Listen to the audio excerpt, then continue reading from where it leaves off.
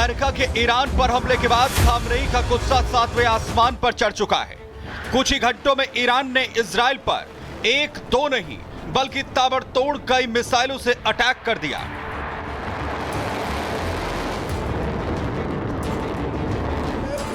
Israel में भयंकर तबाही मचाई, शहर के शहर खंडर में तब्दील कर दिए, बिल्डिंगें खाक हो गई तो मलबे का ढेर लग गया।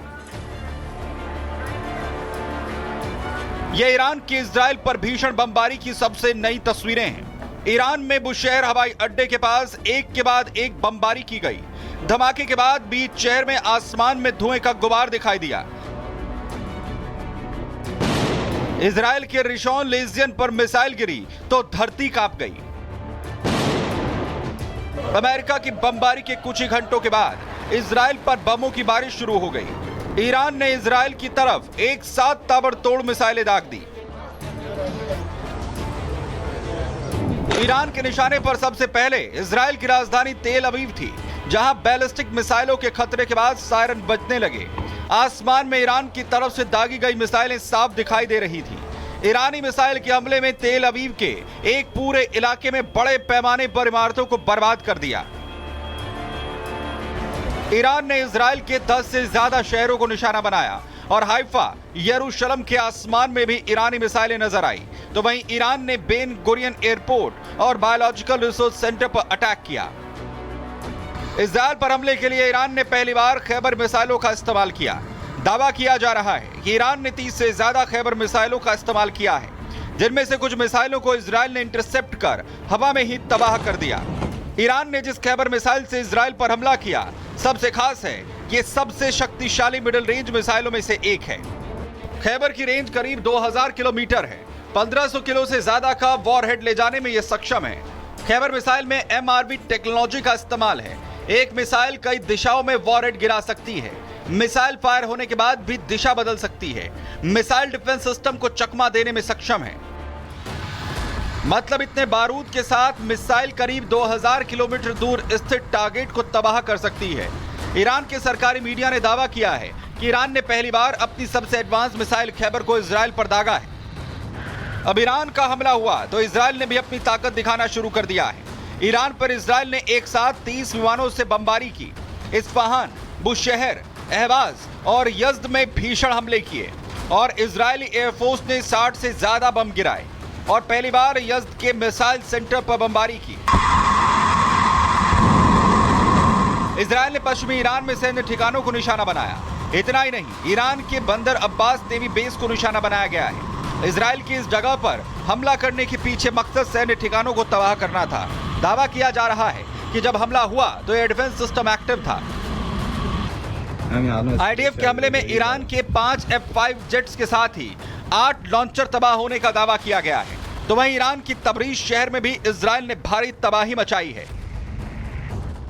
फिलहाल ना तो इजराइल पीछे हटने को तैयार है और ना ही ईरान सरेंडर करने के लिए, जो जंग को महायुद्ध की तरफ ले जा रहा है। और अब अमेरिका की एंट्री ने इसे खतरनाक मोड़ पर ला दिया है। Bureau report, republic Bharat.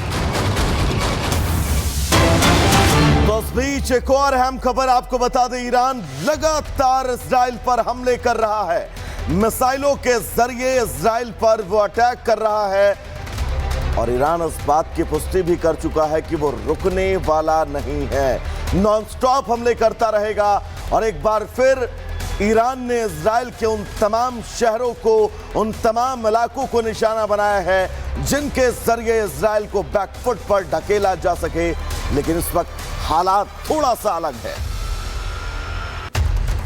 और हालात अलग क्यों हैं? दरअसल अमेरिका ने पहले ईरान को 2 हफ्ते की मोहलत दी और फिर अचानक से ईरान पर परमाणु ठिकानों पर उसके बंकर बम गिरा दिए।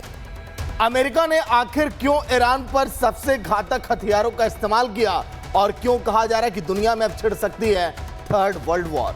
देखिए आप।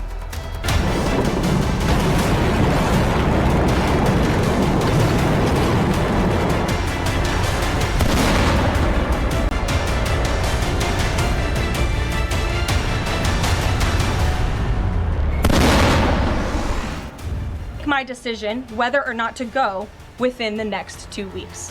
ट्रंप के लिए नोबेल शांति पुरस्कार की मांग हो रही थी, लेकिन ट्रंप ने बारूदी बम मारकर सब कुछ ही शांत कर दिया। अमेरिका 14 दिनों के लिए खामोश होने की बात कर रहा था, लेकिन 2 दिनों में ईरान पर गिरा दिए कई टन बारूद। ट्रंप ने ईरान को ऐसा ब्लफ दिया कि ना सिर्फ ईरान बल्कि पूरी दुनिया हैरान है, आखिर ये क्या हो गया। ईरान पर 30 टन बारूद से हमला, परमाणु खतरा नेस्तनाबूद। B-52 बॉम्बर की बमबारी ईरान को पड़ी भारी। 10वें दिन सरप्राइज, ईरान के तबाह न्यूक्लियर साइट। ट्रंप ने एक बार फिर सबको चौंका दिया, खासकर ईरान को। ईरान ने सपने में भी ऐसी कल्पना नहीं की होगी। ईरान खतरा भाप भी नहीं सका और अमेरिका ने एक ही झटके में ईरान के तीनों न्यूक्लियर साइट्स को तबाह कर दिया। अमेरिका के B-52 बॉम्बर ने ईरान के तीनों परमाणु ठिकानों पर 30 टन बारूद बरसाए और एक ही झटके में ईरान के तीनों परमाणु केंद्र को धुआं कर दिया। ट्रंप का सरप्राइज, खत्म परमाणु फाइट। फोर्दो परमाणु सेंटर तबाह, नतांज न्यूक्लियर साइट तबाह, इस्फहान एटॉमिक सेंटर तबाह। 2 दिन पहले तक ईरान की जंग में 2 हफ्ते खामोश होने की बात करने वाला अमेरिका ने आज ईरान के तीनों परमाणु केंद्रों को धूल में मिला दिया। और इसके बाद भी राष्ट्रपति ट्रंप शांत नहीं हुए। उन्होंने ईरान को धमकाया है, कहा है कि अब ईरान को शांति के रास्ते पर आ जाना चाहिए, वरना भविष्य में और भी खतरनाक हमले होंगे। Based on the fact that there's a substantial chance of negotiations that may or may not take place with Iran in the near future, I will make my decision whether or not to go within the next 2 weeks. That's a quote directly from the president for all of you today. Iran, the bully of the Middle East, must now make peace. If they do not, future attacks will be far greater and a lot easier. यूं कहे कि Trump ने दाया दिखाकर बाया मार दिया। Iran America का ब्लफ समझ ही नहीं पाया, तभी तो ईरान को इतना बड़ा नुकसान हो गया। हालांकि ईरान के सर्वोच्च नेता अली खामनेई इस हमले के बाद शांति के लिए तैयार होंगे, इसे लेकर शक है, क्योंकि अमेरिका के इस हमले के बाद ईरान ने फौरन अमेरिका को अंजाम भुगतने की धमकी दी है। तिलमिलाए ईरान ने अमेरिका को धमकी देते हुए कहा है कि अब अमेरिका का हर नागरिक और हर सैनिक तेहरान के निशाने पर है। लेकिन जो सवाल इस वक्त पूरी दुनिया को परेशान कर रहा है वो ये कि आखिर अमेरिका ने ईरान पर सरप्राइज अटैक क्यों किया? क्यों 2 हफ्ते की मोहलत देने के बावजूद ट्रंप ने ईरान पर हमले का ग्रीन सिग्नल दिया? डोनाल्ड ट्रंप इस युद्ध में कूदना नहीं चाहते थे, क्योंकि उन्होंने अमेरिकी नागरिकों से प्रॉमिस किया था अपनी चुनावी रैलियों में पिछले साल कि वो अमेरिका को किसी युद्ध में हिस्सा नहीं लेने देंगे। अमेरिकी यहूदियों ने डोनाल्ड ट्रंप पे इतना दबाव डाला कि अंत में डोनाल्ड ट्रंप को उनकी बात माननी पड़ी और कल रात को अमेरिका ने ईरान के 3 परमाणु इंस्टॉलेशंस पे हमला किया। अमेरिका के इस डबल गेम के पीछे क्या वजह रही? इसका सीधा जवाब राष्ट्रपति ट्रंप ने भी नहीं दिया, लेकिन उनके बयान से एक कयास लगाया जा रहा है कि अमेरिका को इस बात की भनक लग गई थी कि ईरान परमाणु बम बनाने के करीब है, इसलिए ट्रंप को मजबूरन ये फैसला लेना पड़ा। Nuclear facilities in the Iranian regime, Fordo, Natanz, and Esfahan. Everybody heard those names for years as they built this horribly destructive enterprise. Our objective was the destruction of Iran's nuclear enrichment capacity and a stop to the nuclear threat.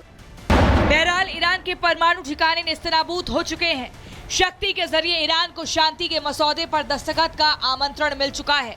अब फैसला Iran को लेना है कि वो America को उसी की भाषा में जवाब देकर ईरान में महातबाही को निमंत्रण देता है या परमाणु की रट छोड़कर शांति पथ पर आगे बढ़ता है। Bureau report, republic Bharat.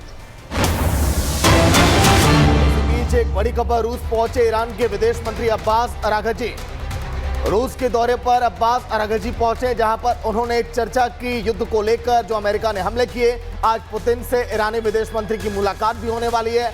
Iran पर अमेरिकी अटैक की रूस ने कड़ी निंदा की। ऐसे में कहा जा रहा है कि अगर इस युद्ध में ईरान के साथ रूस अगर खड़ा हो गया सीधे तौर पर जिस तरह से अमेरिका खड़ा है, तो फिर दुनिया किस दिशा में जाएगी, यह अंदाजा लगा पाना बड़ा नामुमकिन है।